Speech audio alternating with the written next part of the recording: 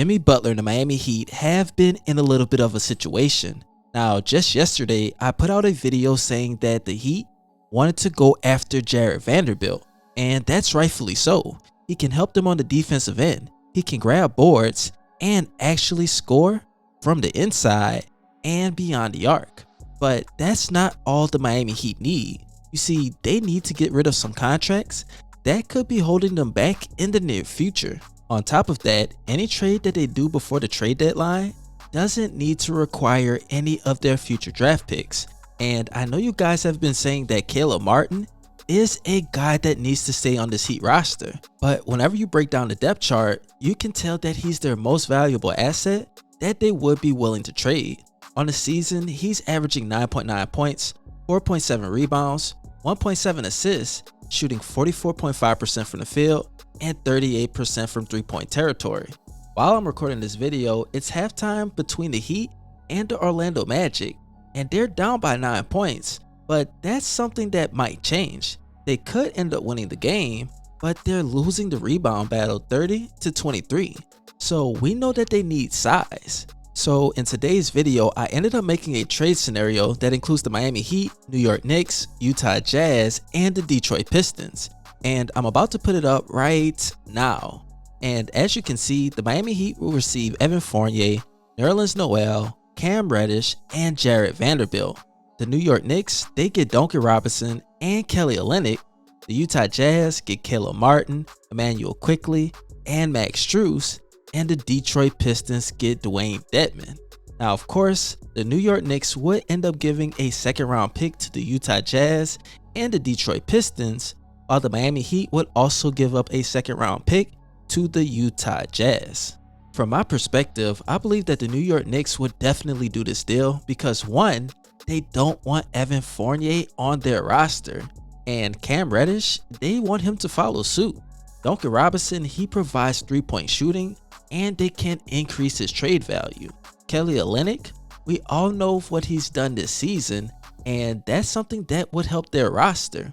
The Utah Jazz, they end up getting Caleb Martin, Emmanuel Quickley, and Max Strus. Three guys who still have trade value, but can help them win now. Caleb Martin, he is a Swiss Army knife that can come off the bench or be a starter on another team. And that goes for Max Strus. Now, Max Strus, we know he has to go because I don't think that Miami will give him that big payday that he is looking for. And he can shoot threes, he can cut, get to the basket, and that's something that would help out Lauri Markkanen. Emmanuel Quickley, he'll help them on the defensive end, and we just don't know. He might be able to blossom into something better under the Utah Jazz coaching.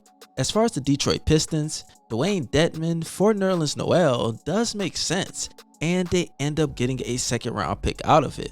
But moving on to the big fish, the Miami Heat, one, get Evan Fournier.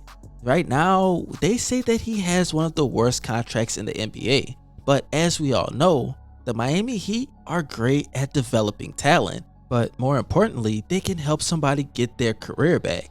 Now, Evan Fournier on the season, he's averaging 6.8 points, 2.1 rebounds, and shooting 34.8% from the field and 31% from three-point territory.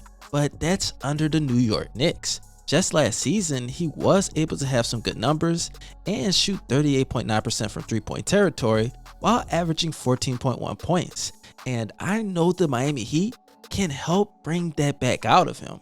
Now, moving on to Cam Reddish, we all know that throughout his entire career, he's never been able to get that real chance. And if you look at his highlights, this man is an absolute monster, but he's been on the Atlanta Hawks, the New York Knicks. Not necessarily bad teams, but they're teams that are not good at developing talent. And I know for a fact that he can be a defensive monster.